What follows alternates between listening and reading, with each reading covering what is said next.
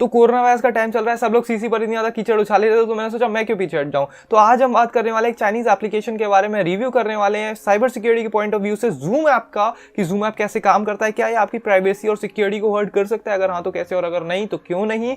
पूरी बात करेंगे कि गूगल ने अपने एम्प्लॉयज को, सारे एम्प्लॉयज को ऐसा स्ट्रिक्टली प्रोहिबिट क्यों कर दिया है कि जूम एप्लीकेशन से कोई मीटिंग कंडक्ट नहीं की जा सकती। हमारे जो सरकारी ऑफिशियल्स है, भारतीय सरकारी ऑफिशियल्स ने भी ये बोल दिया है कि कोई भी गवर्नमेंट सर्वेंट या कोई भी गवर्नमेंट एजेंसी जूम एप्लीकेशन के थ्रू मीटिंग कोई कंडक्ट नहीं करा सकती। कोई भी एप्लीकेशन यूज करो, जूम एप्लीकेशन यूज नहीं कर सकते। तो ऐसा क्यों है भाई, इन सब चीजों के बारे में बात करेंगे थोड़ी बहुत चाइना के बारे में। और बस ये वीडियो बहुत ही ज्यादा इंटरेस्टिंग होने वाला है, देख लेना भाई एंड तक। ये वीडियो बहुत मेहनत से बनाया है। शुरू करते हैं फिर ये वीडियो।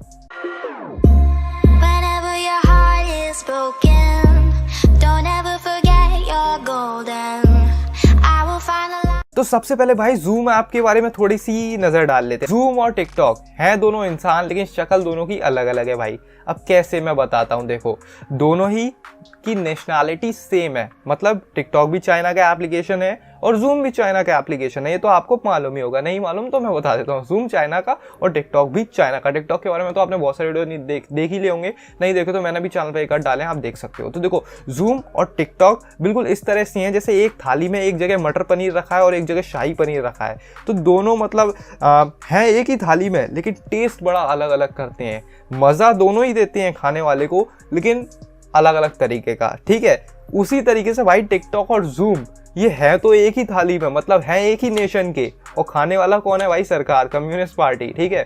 कम्युनिस्ट पार्टी मजे लेकर खाती है, लेकिन मजा दोनों को अलग अलग मिलता है। और खाने का मजा नहीं आता, डेटा का मजा आता है। और डेटा किसका, हम सब का डेटा, पूरी कंट्रीज का डेटा। तो ये सारी चीजें काम कैसे करती है।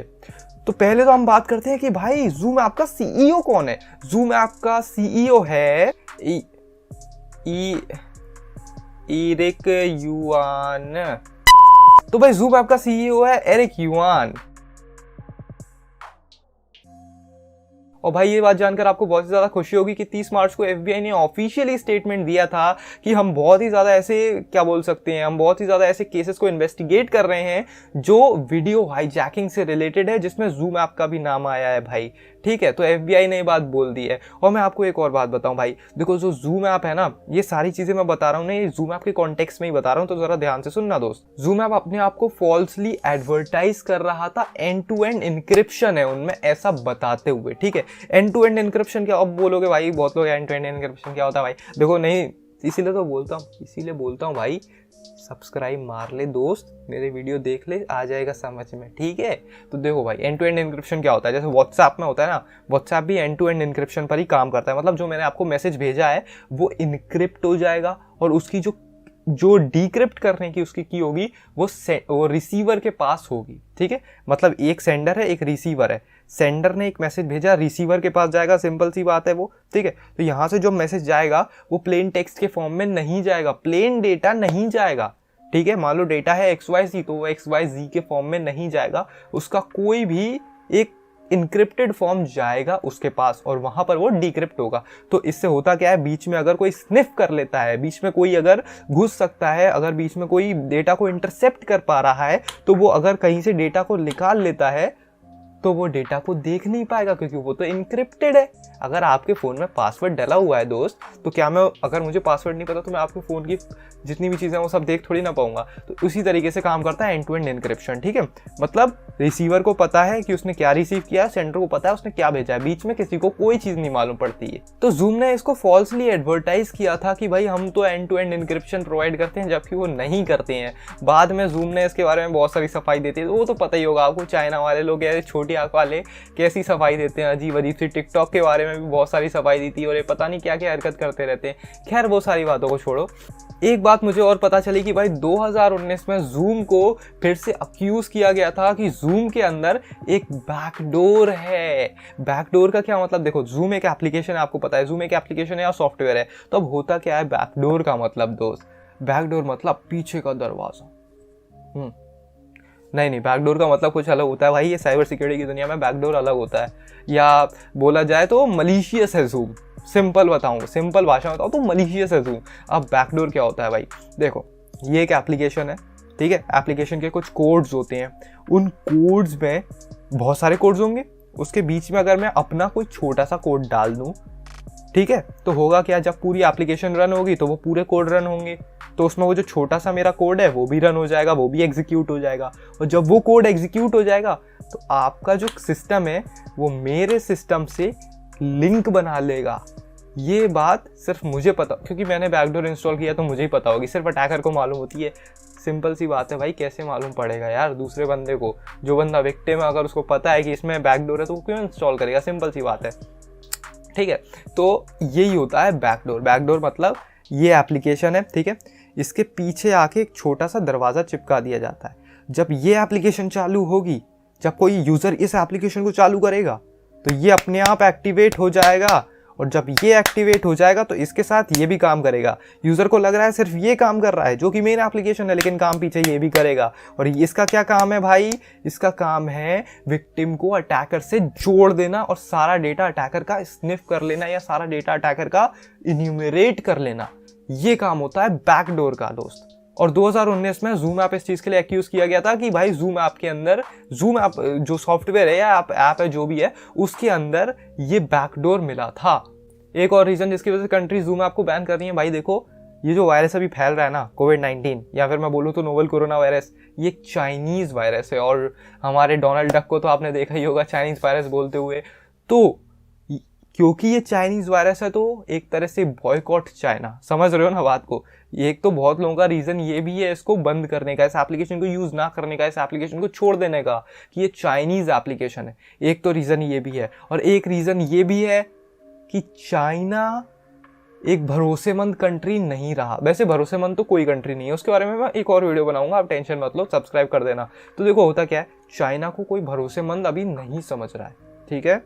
चाइना, क्योंकि सारे सर्वर्स इस एप्लीकेशन के, चाहे वो टिकटॉक हो, टिकटॉक भी इसीलिए बैन हुआ था इंडिया में दोस्त। बहुत सारी कंट्रीज में ऐसा हो चुका है कि बैन लग के हट चुका है। हट क्यों जाता है? समझ रहे हो ना बात को? तो देखो भाई जो होता क्या है भाई, देखो जो जूम ऐप है ना, उसके सर्वर भी हमारे चाइना में रखे हुए हैं, वही छोटे आंख वाले उसको कंट्रोल करते हैं। तो अब वो छोटी आंख वालों के पास कुछ भी ज़्यादा, तो उनको तो कुछ दिखाई देता नहीं है, लेकिन कम्युनिस्ट पार्टी की आंखें बहुत बड़ी बड़ी हैं, वो सारी चीज़ें देख लेती हैं। तो यही घपला ना हो, इस वजह से जितनी भी दूसरी कंट्री, जैसे जो हमारा गूगल है उसने बैन कर दिया। क्योंकि भाई देखो, अगर मान लो मैं मीटिंग कर रहा हूँ अपने एम्प्लॉयज़ के साथ, ठीक है, तो मैं सिंपल सी बात है कंपनी के बारे में बात करूँगा। कंपनी, मान लो कंपनी, यार मैं किसी एम्प्लॉय से बोलूँ यार कंपनी तो बहुत ज़्यादा लॉस में चल रही है, काम करो ये वाली स्ट्रैटेजी अपनाओ। उसने बोला हाँ ठीक है सर ये वाली, लेकिन ये सारी चीज़ें क्या हो रही है, डिजिटली हो रही हैं, ठीक है। बीच में पता चला चाइना खा गया। जब तक वो एम्प्लॉय एग्जीक्यूट करता है उस स्ट्रैटेजी को, तब तक चाइना वालों ने एग्जीक्यूट करके खूब पैसा कमा लिया। ये सारे काम चाइना करने में एक्सपर्ट है भाई। खैर, तो इस वजह से भी एक ये भी रीज़न है इन सारी एप्लीकेशंस को बैन करने का, चाइनीज़ एप्लीकेशन को बॉयकॉट करने का भाई। अब मैं जो सच्चाई बात बताऊं ना भाई, देखो पहली बात तो हम चाइना को अच्छी तरीके से बॉयकॉट नहीं कर सकते। आप जो सोचो कि सारी चीज़ें चाइना की बंद कर दूंगा, नहीं कर सकते। क्यों नहीं कर सकते? उसके बारे में वीडियो बनाऊंगा भाई, जरा सा वीडियो उसको इतना कितना खींचूँ। मैं आपको बता दूं कि जूम ऐप पर भाई 200 मिलियन से भी ज़्यादा मीटिंग हर रोज़ कंडक्ट की जाती हैं, हर रोज़ 200 मिलियन से भी ज़्यादा की। अब हो सकता है छोटी मोटी कोई कंपनी हो, छोटा मोटा कोई व्यापारी हो, वो कर रहा हो या मीटिंग, या फिर आजकल तो स्कूल वाले भाई पढ़ाने लगे हैं। वैसे मेरा स्कूल इतना ज़्यादा एडवांस नहीं है, लेकिन हाँ फिर भी चलता है। बहुत सारे स्कूल्स हैं जिसमें पढ़ा रहे हैं। मेरे कुछ सब्सक्राइबर्स ने भी बताया कि उनके भाई क्या बोलते हैं, स्कूल में जूम ऐप की क्लासेस चालू हो गई। तो मैं यही बोलूँगा कि जूम ऐप को यूज़ ना करें। कि अगर जूम ऐप अच्छा नहीं है तो किन ग्रुप के लोगों को इससे प्रॉब्लम है, किन ग्रुप के लोगों को इसको बिल्कुल ही यूज़ नहीं करना चाहिए, चाहे गर्दन काट दी जाए। भाई वो थोड़ा ज़्यादा हो गया क्या? देखो भाई, किन लोगों को यूज़ नहीं करना चाहिए? देखो, सरकारी लोगों को तो बिल्कुल यूज़ नहीं करना चाहिए, चाहे आप यहाँ की सरकार के हो, चाहे बांग्लादेश की सरकार के हो, चाहे कहीं की भी सरकार के हो, क्योंकि आप अपनी सरकार के बंदे हो तो आप ये चीज़ यूज़ नहीं करना, ठीक है। पहली बात तो ये सरकारी ऑफिशियल को यूज़ नहीं करनी चाहिए। दूसरी बात, जर्नलिस्ट को, ठीक है, जो न्यूज़ वगैरह करते हैं ना, उन्हीं को जर्नलिस्ट बोलते हैं। तो बहुत लोगों को नहीं बताता, इसलिए बता रहा हूँ। तेरे को पता है तो मैं क्या करूँ भाई, ठीक है। जर्नलिस्ट को यूज़ नहीं करना चाहिए बिल्कुल भी ज़्यादा। और जो लोग अपनी प्राइवेसी के बारे में बहुत ज़्यादा कंसर्न है, उनको तो बिल्कुल भी ये एप्लीकेशन यूज़ नहीं करनी चाहिए, ठीक है, जैसे कि मैं, ठीक है। और हॉस्पिटल्स को ये चीज़ यूज़ नहीं करनी चाहिए हॉस्पिटल्स को, क्योंकि बहुत ज़्यादा चीज़ें हॉस्पिटल में भी आजकल जूम से यूज़ होने लगी हैं भाई। जब से कोरोना वायरस आया था तो और ज़्यादा जूम यूज़ हो रहा है। तो मैं एक ही बात बोल रहा हूँ भाई, ये जो सेंसिटिव ग्रुप के लोग हैं ना, ये बिल्कुल यूज़ मत करना भाई, ऐसी एप्लीकेशन को बिल्कुल यूज़ मत करना। सोचो, अगर आप कोई क्या बोल सकते, आप बात नहीं समझ रहे हो दोस्त, आप बात नहीं समझ, बात की गहराई को नहीं समझ रहे हो। देखो मान लो मेरा फ़ोन मेरे सामने रखा है, मैं बोलता हूँ ओके गूगल, तो उसका असिस्टेंट ऑन हो जाता है, ठीक है। कैसे असिस्टेंट ऑन हुआ, कैसे असिस्टेंट ऑन हुआ? मतलब वो कंटिन्यू मेरी बातें सुन रहा था, जब उसको ओके गूगल सुनाई दिया तब वो ऑन हो गया। उसको ऐसा सिग्नल मिला हुआ है कि सारा डेटा जहाँ पर ओके गूगल आए वहाँ पर तुमको ऑन होना है, ठीक है। मतलब वो सुन सारी वॉइस रहा था ना। है प्राइवेसी का इशू की नहीं है? सही बताओ, है प्राइवेसी का इशू की नहीं है ना प्राइवेसी का इशू? तो यही प्रॉब्लम है दोस्त, यही प्रॉब्लम है, ठीक है। आप अगर हॉस्पिटल में किसी से बात कर रहे हो, ठीक है, और जूम एप्लीकेशन के थ्रू अगर आप बात कर रहे हो हॉस्पिटल में किसी, और पेशेंट की कोई इन्फॉर्मेशन चोरी हो गई, क्या होगा वो मुझे बताने की शायद ज़रूरत नहीं है भाई, शायद ज़रूरत नहीं है, ठीक है। और ये छोटी आंख वाले तो वैसे बड़े बड़े काम करने के लिए जाने जाते हैं। अब थोड़ा साइबर सिक्योरिटी के बारे में बात कर लें तो भाई मैं बता दूं, इसके 2 0 डे एक्सप्लॉइट रिलीज हो चुके हैं जूम एप्लीकेशन के। जहां तक मैंने देखे हैं 2 0 डे एक्सप्लॉइट रिलीज हो चुके हैं, ठीक है। अब भाई बोलोगे 0 डे एक्सप्लॉइट क्या होता है? 0 डे एक्सप्लॉइट वो होता है जिसके बारे में किसी को कोई खबर नहीं होती। जैसे मान लो मैंने कोई एप्लीकेशन में कोई बग ढूंढ लिया, मान लो यूट्यूब में कोई मैंने बग ढूंढ लिया, कोई वल्नरेबिलिटी ढूंढ ली, कोई कमी ढूंढ ली जिससे कि मैं यूट्यूब को हैक कर सकता हूं, तो मैं उसको तब तक हैक करूंगा जब तक यूट्यूब वालों को खुद पता नहीं चल जाता कि उनके में ये वल्नरेबिलिटी है। मैं यूट्यूब वालों को ये बताऊंगा नहीं कि भाई तुम में ये वल्नरेबिलिटी है, फिक्स कर लो। इंस्टेड उनको बताने के मैं खुद वो वल्नरेबिलिटी को एक्सप्लॉइट कर करके अपना फायदा निकालूंगा। इसको बोलते हैं भाई 0 डे एक्सप्लॉइट, ठीक है। 0 डे एक्सप्लॉइट इसी को बोलते हैं, 0 डे एक्सप्लॉइट इसी को बोलते हैं कि कोई इंसान जब कोई वल्नरेबिलिटी ढूंढ लेता है किसी सर्विस में, तो वो ना कि उस सर्विस के एडमिन को इन्फॉर्म करने के खुद उसका फायदा उठाता है, उसको बोलते हैं 0 डे एक्सप्लॉइट, ठीक है। तो 2 0 डे एक्सप्लॉइट इसके रिलीज हुए थे, और भाई कितने के हुए थे पता है? $5 लाख के। और $5 लाख कितना होता है, जरा अगर मैं इसको थोड़ा पढ़ के बताऊं तो 1 2 3 4 5 तो 3,82,50,500 रुपीज़ का ये 2 एक्सप्लॉइट रिलीज हो चुके हैं भाई इसके जूम एप्लीकेशन के, ठीक है। हैकर्स यही करते हैं भाई। अब देखो जूम ऐप को अगर बग बाउंटी देंगे तो वो जरा सी बग बाउंटी $1,000 की पकड़ा देंगे, और यहाँ पर देखो 5 लाख डॉलर के बिक रहे हैं। तो इस वजह से वो ऐसे काम करते हैं भाई। अब मैं और भी ज़्यादा एक इंटरेस्टिंग बात बताने वाला हूँ, ये बहुत ही ज़्यादा क्लाइमैक्स पार्ट है। अब बहुत ही ज़्यादा इंटरेस्टिंग बात बताने वाला हूँ। इस महीने जो लास्ट महीना गया है, इस लास्ट महीने में जूम ऐप की सर्विस में 535% की बढ़ोतरी दिखाई दी है ट्रैफिक में उनको, ठीक है। मतलब 535% ज़्यादा यूज़ हुआ है पिछले महीने में ये एप्लीकेशन।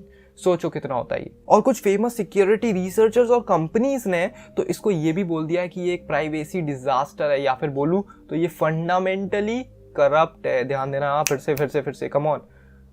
अब प्राइवेसी डिजास्टर, फंडामेंटली करप्ट, बहुत बड़ी बात होती है किसी एप्लीकेशन किसी सर्विस के बारे में ये चीज़ बोल देना किसी बड़ी अथॉरिटी को, ठीक है। और ये जूम ऐप है, ये भी उपाधि हमारे छोटी आंख वाले चीनी ले चुके हैं, ठीक है। और मैं अगर आपको बात करूं कि ये 2 एक्सप्लॉइट जो थे, इसमें भाई विंडो का भी एक्सप्लॉइट था और मैक ऑपरेटिंग सिस्टम का भी एक्सप्लॉइट था। अब मैं बता दूं कि इसमें जो विंडोज़ है उसमें क्या वल्नरेबिलिटी मिली, उसमें मिली थी remote code execution. Remote code execution क्या होता है? अब बोलोगे बहुत लोग, ए भाई रिमोट कोड एग्जीक्यूशन क्या होता है? क्या बोला था वीडियो के स्टार्टिंग में?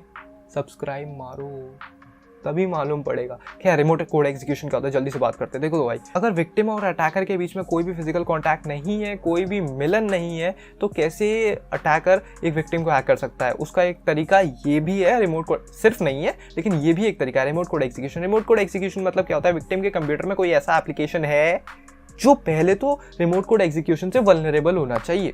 पहली एक चीज तो कंडीशन ये आती है।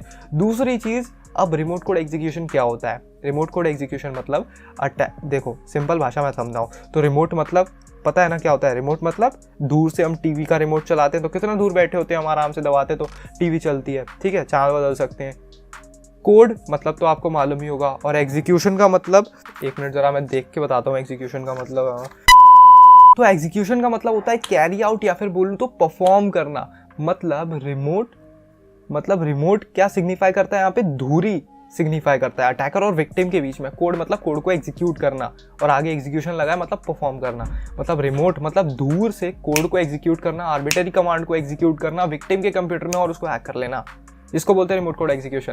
ये वल्नरेबिलिटी भाई इजीली बड़ी बड़ी एप्लीकेशन में नहीं मिलती, जैसे फेसबुक जैसी एप्लीकेशन में तो नहीं मिलेगी, और जूम काफ़ी एक बड़ी एप्लीकेशन है, तो उनको ये सारी चीज़ों का ध्यान रखना चाहिए। मैक ओएस में तो कंपेरेटिवली ये जो मैंने अभी बताई ना वल्नरेबिलिटी, ये विंडोज़ के लिए मिली थी दोस्त, मैक के लिए नहीं मिली थी। और मैक के लिए भाई थोड़ी सी, इतना तो रिस्क नहीं था मैक में, लेकिन मैक में भी रिस्क था भाई, प्राइवेसी का तो रिस्क रहता ही है, चाहे छोटा हो चाहे बड़ा हो, रिस्क तो रिस्क होता है, चोरी तो छोटी हो या बड़ी हो तो रिस्क तो चोरी ही रहती है। तो उसी तरीके से उसी प्रकार ये सारी चीज़ें काम करती हैं, तो मुझे ज़्यादा कुछ बोलना नहीं चाहिए। तो मुझे उम्मीद है कि आपको वीडियो पसंद आएगा, वीडियो पसंद आएगा कभी लाइक कर देना, शेयर कर देना अपने दोस्तों के साथ। और भाई देखो, मैं कोई सिंपैथी गेन नहीं कर रहा हूँ, मुझे बहुत पसीना आ रहा है, तुम देख सकते हो, ये देखो, कैन यू सी दिस, मुझे पसीना आ रहा है, ठीक है। सब्सक्राइब मारो चैनल को, मुझे उम्मीद है कि आपको ये वीडियो पसंद आया होगा। मिलेंगे कभी नेक्स्ट वीडियो में, तब तक के लिए भाई गुड बाय। और क्या बोलूँ, करके तपते गई जान सारी शार्प शूटर मेरे बड़े तुम पे भारी चंट बनती है ये काली दुनिया साली, काले पैसों से खरीदे काली गाड़ी, अब खत्म करते हैं दलाली की बीमारी, हंसते हंसते घाव देते हैं ये अत्याचारी, ब्रह्म में रहते कहते खुद को ब्रह्मचारी, काले शब्द वाले ब्रह्मचारी लेते मेरी जानकारी, मेरा पैर जैसे अंगद बहुत भारी।